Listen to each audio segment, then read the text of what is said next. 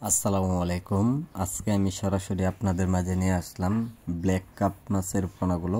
Black cup মাছের পোনা যে কোনো পুকুরে মাছগুলো চাষ করা যায়। এইগুলো মাছের পোনার জন্য খাদ্য পরিমাণ খুবই কম লাগে।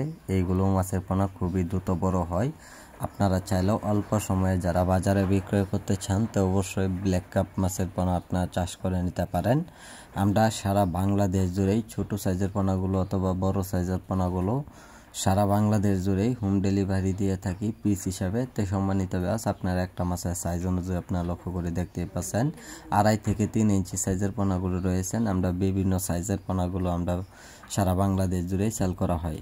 সম্মানিত ব্যাস, যারা এইগুলো মাছের পোনা আমাদের কাছ থেকে যারা আইসা নিতে চান অথবা মাছগুলো অর্ডার করতে চান তো অবশ্যই আমাদের মাছগুলো আপনারা সংগ্রহ করতে পারেন।